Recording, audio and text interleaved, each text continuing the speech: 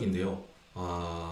제가 여태까지 안내드렸던 거에 비해서 상당히 우리 친구들은 힘들고 고교학점제도 운영되기 힘든 체제가 가는 것이 아닌가라는 생각 때문입니다.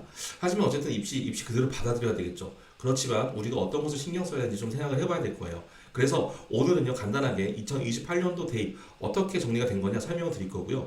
그 다음부터 의대 최상위가 준비해야 할 것들, 그리고 고교학점제가 진짜 성공하려면 이제는 이 방법뿐이 없다라는 거, 마지막으로 우리 친구들 이 정도 안 하면 최상위가 아니라 인서울도 어렵습니다 라는 내용을 좀 강조하면서 어떤 공부를 연습해야 되고 준비해야 되는지 설명을 좀 드리려고 합니다. 일단 대학 입시 어떻게 확정되어 있는지 간단히 설명을 드릴게요. 대학 입시 개편안을 보고 전 세 가지를 생각했습니다.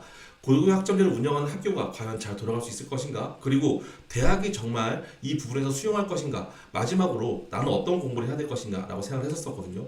그래서 사실 두 가지의 문제점을 제안했었어요. 뭐였냐면 통합과학과 통합사회가 범위를 넓게 하면 몰라도 문이과가 공통으로 한다고 해서 고등학교 1학년 과정을 공부하는데 그게 과연 고등급제가 말이 되는 건가?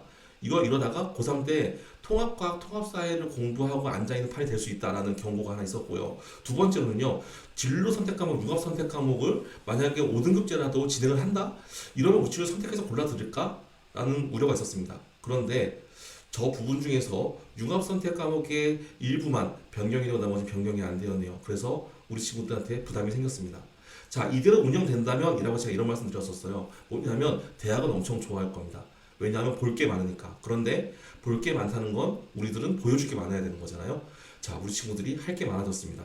하지만 최상위권이 아니면 다 안 하겠죠. 그래서 양극화가 될 확률이 높습니다. 하나씩 설명드릴게요. 자, 제가 이 부분을 설명드렸던 건 이런 거였어요. 공교육이 정상화되려면 대입은 고등학교 교육 방향, 즉 고교학점제 담아야 되는데 지금 이 상황이라면은 고교학점 따라가야 되는 상황이 맞는가 우리 친구들이? 라는 거죠. 이 부분에 답을 내릴 수 있는 사람은 이제 한 군데뿐이 없습니다. 바로 그 사람이죠. 그 기관이라고 해야 되나요? 자, 다음에 설명드릴게요. 자, 그래서 설명을 드리자면요. 먼저 첫 번째로요. 정시 수능 부분에서 어떤 문제가 생기고 어떤 특징이 있는지 설명 좀 드리겠습니다. 자, 심화 수학은 제외됐습니다. 그렇지만 이 부분은 아무 상관이 없다. 나중 시간에 설명드릴 겁니다. 자, 그런데 뭐가 바뀌었냐라고 하면요. 일단 통사 통과 그대로 운영됩니다. 라는 것이 2027학년도에 비해서 변화된 부분이죠. 지난번 개편 안에서 유지된 부분이고요. 자, 이 부분 때문에 이제 무슨 문제가 생기냐면요. 이과가 유리한 현상이 지속될 가능성이 높다라는 거죠. 반대로 이걸 가지고 외고에서도 의대 갈 수 있어요. 이런 얘기 하더라고요. 이건 제발 그러지 마십시오.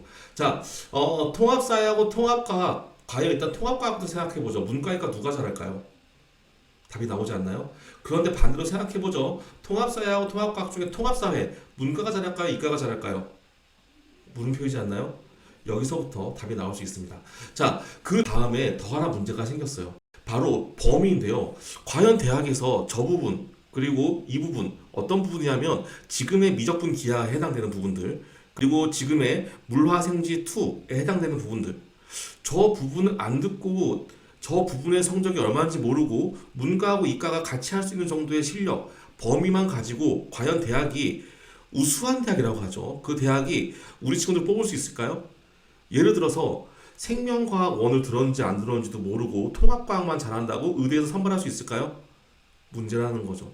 자, 결과적으로 대학은 이제 전공 적합도를 집중할 수 있는 면접과 진로 선택 과목에 관심을 가질 뿐이 없다. 가 핵심 포인트입니다. 자, 두 번째로요. 내신 5등급제 병기 약간 바뀌었네요. 어떻게요? 융합 선택 과목만 9등급제에서 5등급제에서 이제는 선택해서 들 수 있게 바뀌었습니다. 이게 어떠한 변화를 줄까요? 저는 지난번보다 더 큰 변화가 있다고 생각합니다. 엄청나게 큰 문제인데요. 바로 상위권과 하위권이 양극화되는 거죠. 자, 무슨 뜻이냐면 저기 빨간 범위에 있는 부분들, 저기 여행지리, 과학, 역사와 문화, 융합과학, 탐구 등이 들어있는 저 부분만 5등급제를 안 하고 ABC 성취평가제를 한다는 상황이에요. 자, 예전 같으면 진로 선택을 듣던 융합 선택을 듣던 무조건 5등급제였습니다. 그러니까 우리 친구들이 한쪽으로 몰리지 않았겠죠. 그런데 이제는 만약에 의대가 친구라고 하죠. 그러면 세포와 물질대사 생물 위주는 안 들을 수 없을 거예요. 그래서 어쩔 수 없이 5등급제를 고를 겁니다. 하지만 그렇지 않은 하위권 친구들은 굳이 그걸 건드려요? 안 건드리겠죠. 그러니까 공부할 친구들은 진로 선택 과목에 집중, 공부 안 할 친구들은 융합 선택 과목을 많이 선택하는 문제가 생기겠죠. 그러면 그게 어떤 문제로 이어질까요? 바로 요 부분 10%이지만 1등급이 10%이지만 수강자 수 때문에 1등급이 나오기 어려운 문제가 생기죠.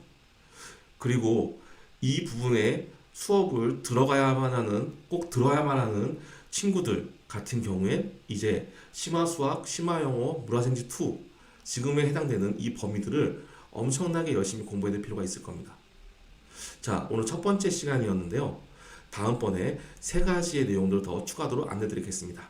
자, 모두 화이팅입니다.